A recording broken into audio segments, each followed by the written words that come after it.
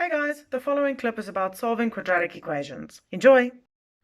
When solving quadratic equations, it is really important to understand what the word solving suggests. In algebra, solving always suggests that we want to find a value for the unknown in the equation. So let's look at the different steps that we need to follow. Step 1 is we need to factorize.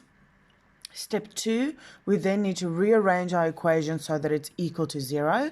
And step 3 will be solving the different parts of my equation individually. Let's go into examples. We're going to do both of these examples today. Right, let's look at our first example, x squared plus 6x minus 16. The first thing we do is we need to factorize.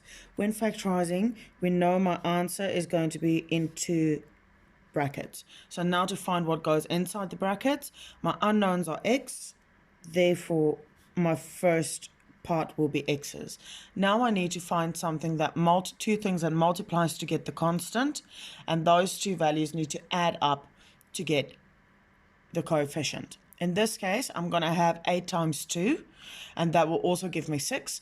The only thing I need to worry about is my symbols. So I know I need to have a negative, therefore 1 will be positive, and 1 will be negative. And then I need to use 8 and 2. How do I get from 8 and 2 to 6? I'm going to have a positive 8 and a negative 2. So that's my first step done. My second step is I need to rearrange to equal 0. I don't need to rearrange this equation because it's already factorized. All I need to do is I need to put it equal to 0. That's step 2 done. Then I go to step 3. What I need to do is I need to solve it individually. What's meant by that is I need to put each bracket equal to 0 separately. Now that I've separately put each of these equal to 0, now I can find the two different values of x. So x is equal to, I take this positive 8 over the equal sign, makes it negative 8. And x is equal to, take this negative 2 over the equal sign, and that will give me a positive 2.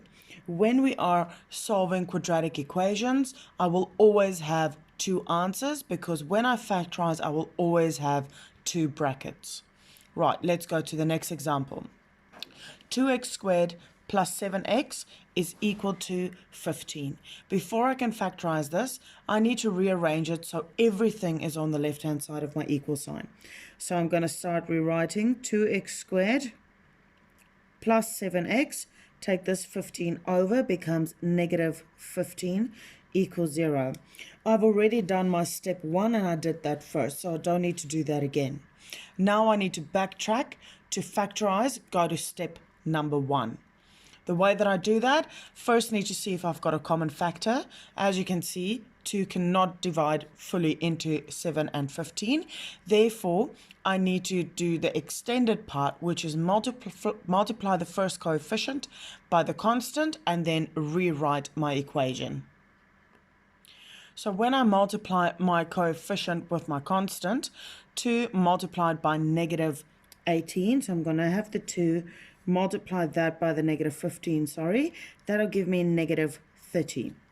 Now I'm going to use this negative 30 as the new constant.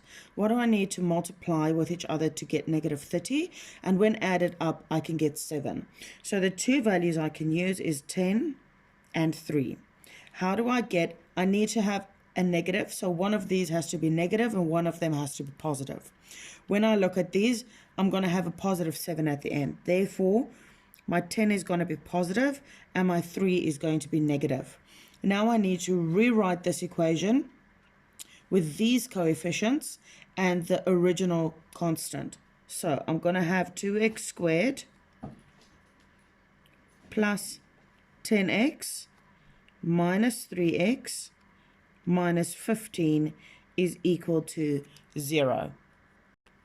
Now that I've done that, I need to factorize. So I'm going to put two brackets around my first half of the equal sign and the second half of the equation.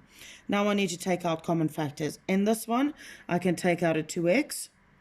What is left is x plus 5.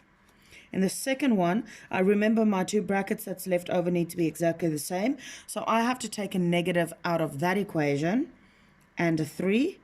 Then I'm going to have x plus 5 is equal to 0. we've identified that the two common factors that I've taken out becomes one fraction or one bracket, and the bracket that's left over becomes the second bracket. So when we write that together, we will have 2x minus 3 and x plus 5 is equal to 0. Now that I have my two brackets and it is equal to 0, now I can do step 3, which is solve it individually. When I solve it individually, I write it on its own. 2x minus 3 is equal to 0. And x plus 5 is equal to 0. Remember, solving means that I need to find a value for the unknown. So on this side, I'm going to have 2x is equal to, I need to take this negative 3 over the equal sign, which changes it to a positive 3. Need to get rid of this 2 by dividing, doing the opposite of what it is doing right now. And therefore, my x value is 3 over 2, or 1.5. On the other side, there's only one step to it. I need to take this positive 5 over the equal sign. Therefore, x is equal to negative 5. And this is how we solve quadratic equations. I hope this clip helped. If it did, please like this video, subscribe to my channel, and share it with anyone it might possibly benefit. If you've got any questions, please drop it in the comment section below, and I'll get back to you as soon as I possibly can. Please find the link to quadratic equations over here, and I'll see you next time. Bye.